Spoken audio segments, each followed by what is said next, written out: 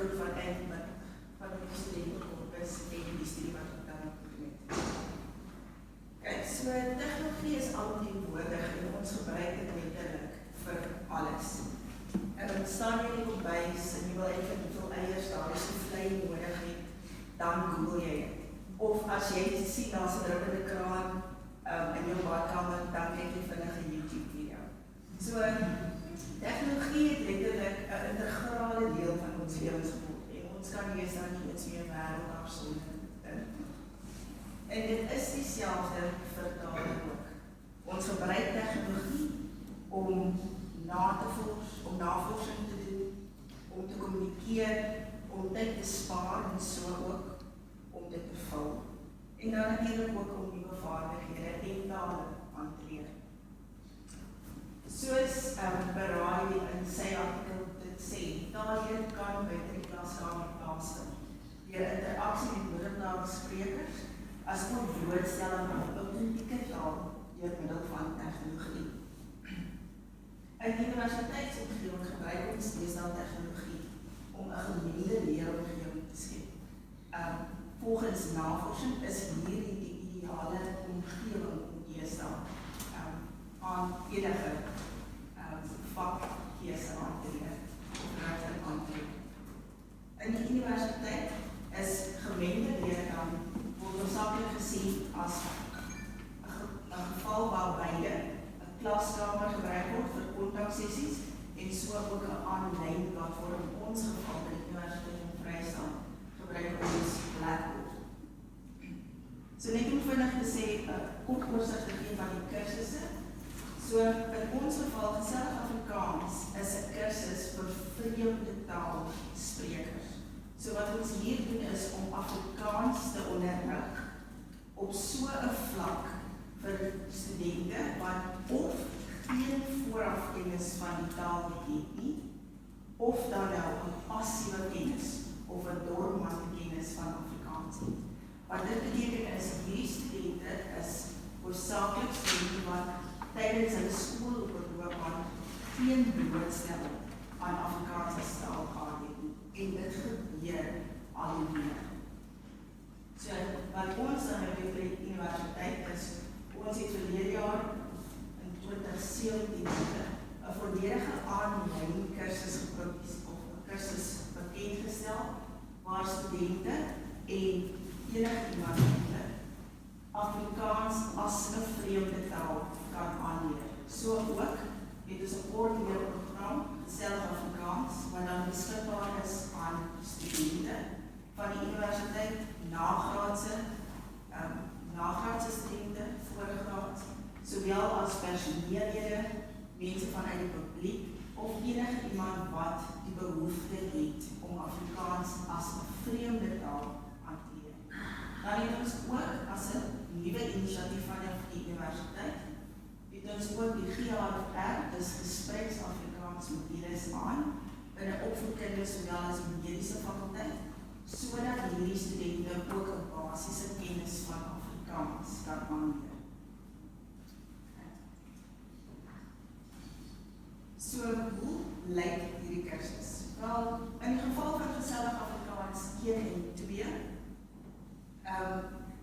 hierdie kursus is gewoonlik 'n gemengde leer word aangebied in 'n gemengde leeromgewing met kontaksessies wat 2 keer 'n week vir 1 uur plaasvind en hierdie kursus duur slegs 12 weke.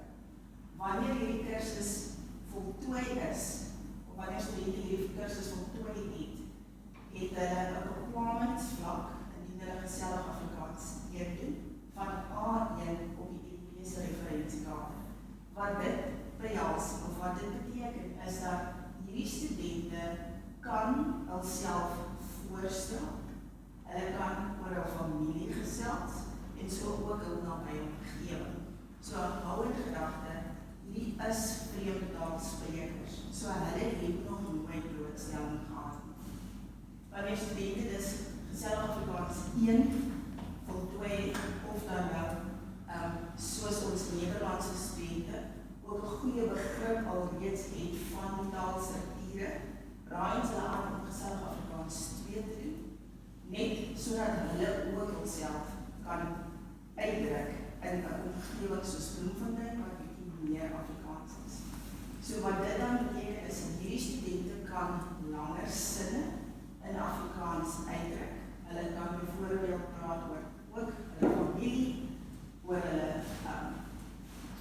werksomgewing en indien die ander spreker die tyd sou neem om stadig te praat en hulself te herhaal, sal die studente ook mettertyd gegee die tema kan aflei wat dit is waaroor jy eintlik praat.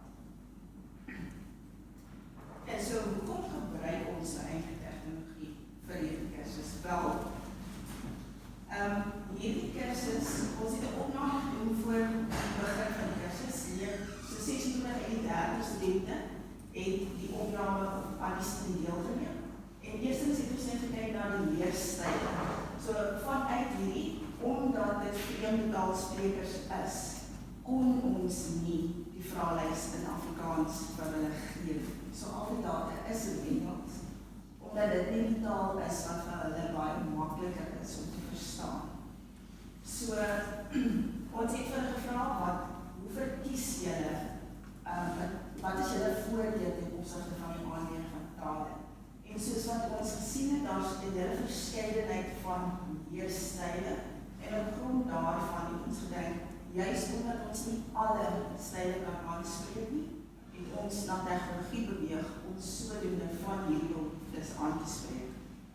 So ook, die onderwerpe waar ons studente wil kommunikeer, het 'n groot verskeidenheid, en omdat dit 'n kort leerkursus is, met 'n beperkte hoeveelheid tyd wat ons kan spandeer, het ons verskriklik baie meer hulpbronne aan die studente blootgestel, sodat hulle juist meer oor die verskillende onderwerpe kan leer, en so ook hulle woordeskat kan opbou. Okay, so wat doen ons tydens hierdie kursus? Wel, gedurende die klas, kyk ons hoofsaaklik na 'n paar grammatika oefeninge, grammatika strukture, ons doen luisteroefeninge, en ons fokus op mondelinge, sodat die studente die nodige selfvertroue kan opbou om juist buite die klas 'n gesprek te kan voer. Dan die hulpbronne wat ons gebruik.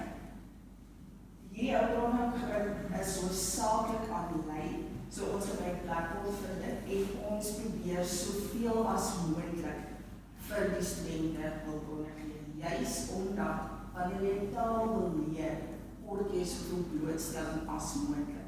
En indien dit aanlyn is en jy nie daardie spreker langs jou het of in jou nabye omgewing het nie, probeer ons juist daardie gaping ook vul. So ons het grappies wat voorgelees word deur iemand wat Afrikaans praat, en jy sien so op die teks. Ons het musiekvideo's, daar's 'n boekrak met grammatika, waar die bietjie wat ons vir hulle in die klas leer, is dalk nie vir hulle genoeg nie, en ons ondervind dit veral met ons volwasse leerders, dat hulle baie meer van grammatika weet. So ons het 'n hele versameling van reëlstrukture wat presies gebeur wanneer jy sin in Afrikaans skryf. Daar's Afrikaanse flieks. Ons behandel so klein bietjie idiome, want dit is maar 'n idiom is maar 'n moeilike konsep om te verstaan wanneer jy 'n vreemde taalspreker is. So ons het ook dialoogtemplate, sodat studente wanneer hulle 'n gesprek wil begin voer, net iets het om mee te werk. So as hulle wil praat oor hulle stokperdies, dan is daar 'n teks wat hulle kan sê, okay, as jy wil praat oor stokperdies, hierdie sinne kan vir jou help. Dan het ons natuurlik ook 'n woordeboek, of 'n skakel tot 'n woordeboek, en net so 'n aanlyn, binne, dit is aanlyn woordeboek, dan fabels toe, maar ook soort van net 'n klein skoolwoordeboek opsomming van die belangrikste goedjies in die verskillende temas wat hulle daar wil aanspreek.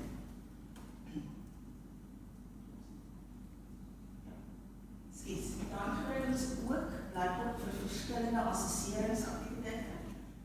Ons het blokkiesraaisels, sodat hulle woordeskat kan opbou. Daar's soos voorheen genoem luisteroefeninge.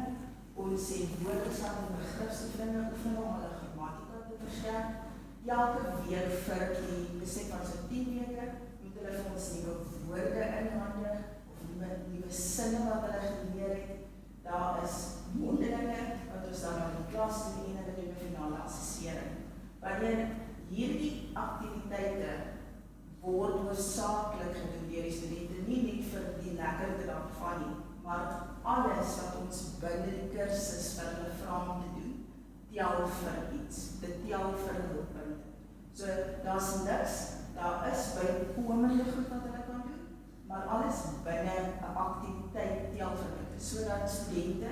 al hoe meer blootstelling kan kry aan hierdie spesifiek Afrikaans.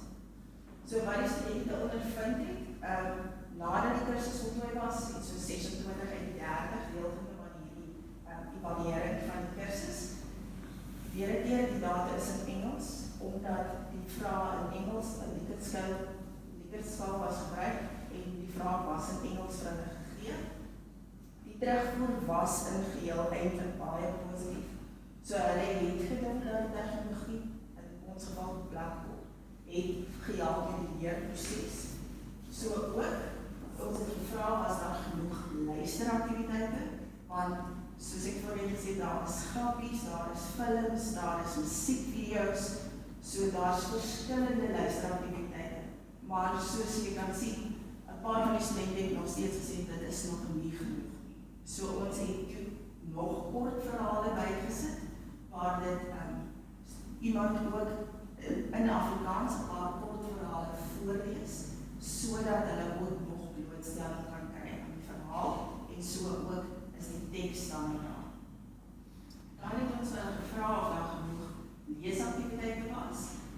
Daar is ook die meeste van die studente het saamgestem, maar as gevolg van die feit dat daar nog sê nee, iemand het gesê nee, daar is nog steeds nie genoeg nie, dis hoekom ons ook die kort verhaal dan bygevoeg het. Ten opsigte van die praataktiwiteite, gewoonlik vind dit hoofsaaklik binne die klas plaas, en die korpus van studente wat nie saamgestem het, was hierdie studente wat hoofsaaklik aanlyn die kursus voltooi het. So as gevolg daarvan het ons so 'n bietjie ons benadering verander, sodat hierdie studente ook 'n bietjie meer blootstelling kan kry ten opsigte van 'n praataktiwiteit. So dis hoekom ons deesdae ook 'n bietjie meer kyk na iets soos Skype en sulke kontaksessies. Dan natuurlik wat studente die meeste, of waarmee hulle die meeste gesukkel het, is uitspraak, dis te verstaan. Dit is 'n vreemde taalkursus. Hierdie studente is verskeie ouderdomme, van verskillende ouderdom, en dit is 'n vreemde taal vir hulle. So om dan daar te sit en te probeer praat, jy is skaam, jy is bang, jy maak foute, jy wil nie eintlik iets sê nie. So dit is hoekom meeste van die studente ook gesê het, ja, hulle vind die feit dat jy moet praat baie moeilik. Dan natuurlik ook ons grammatika, vind van die studente baie moeiliker, die voornaamwoorde, werkwoorde en voorsetsels is vir hulle iets om aan gewoon te raak. Onder andere die aanpassing van 'n glas half melk en 'n glas melk wat studente eintlik ook 'n bietjie mee sukkel. Veral ons ander Suid-Afrikaanse studente, wat byvoorbeeld Engels as tweede taal het, maar Afrikaans is dalk 'n 4de of 5de taal, is hulle sukkel ook nogal staan. Dan, een van die ander studente het byvoorbeeld ingelig, om in voor 'n klas te praat is natuurlik baie intimiderend, al moet jy met 'n kort toespraakie lewer en 'n paar vragies antwoord. Dit help om die taal aan te leer, maar dit is soms steeds intimiderend. Dan het ons gevra, sou jy die kursus aanbeveel en hoekom? Omdat dit ons met 'n soort van baie kleiner groepie werk as 40 studente, so ons het so by 20 studente per groep, gesellig 1 of gesellig 2, en die rede, soos wat hulle daar sê, is ja, hulle sal dit aanbeveel, want dit is 'n gemaklike omgewing om taal aan te leer. Jy kan jouself uitdruk, jy kan foute maak, en in die laaste lyn dit help ook dat jy die tegnologie by is aan gebruik. So, dit maak nie saak, alles wat ons in die klas doen, word weer, kan jy na jou huis toe gaan, en jy kan dit wat ons in die klas gedoen het, weer sien, dit word herhaal, jy kan dan daarmee ook weer oefen. En soos 'n ander student ook gesê het, ja, daar's aansienlik baie hulpbronne, en dit akkommodeer verskillende leerstyle. Die assessering dra by dat jy 'n bietjie meer kan oefen, en natuurlik, daar is ook goeie ondersteuning, en jy kan op jou eie navigeer. dit het ook te maak met die feit dat ons Blackboard baie van hierdie goed op Blackboard doen. Natuurlijk, wanneer jy tegnologie gebruik, is daar altyd paar probleme wat jy ondervind. Daar is tegnische foute. Natuurlijk as die krag afgaan, dan sit jy ook 'n bietjie in 'n probleem. Dan het jy byvoorbeeld studente wat oefeninge doen, maar dit nie volledig doen, of ander tegnische foute waar die rekenaar net doodeenvoudig probleme gee. Studente motivering, studente begin aanvanklik 'n kursus baie gemotiveerd, veral 'n taalkursus, want hierdie is nie 'n verpligte vak nie, dis 'n keusevak. So hulle kies om hierdie vak te doen. So hulle begin altyd baie gemotiveerd. Maar hier in die middel dan kom jy ook agter dat lyk nie meer asof jy vir hulle kan gryp. Studente motivering is 'n bietjie van 'n probleem. En so ook deelname. Dit is ons probeer studente kry om te praat, maar vir hulle om deel te doen, om oor daai soort van lyn te kom om net te sê, ek is nie nou meer bang. As jy 'n extrovert is dit nie 'n probleem. As jy 'n introvert is, om net daai bietjie te kry dat jy nou regtig praat voor 'n klas, dit is nogal so 'n bietjie intimiderend vir hulle, so 'n bietjie deelname raak, 'n bietjie van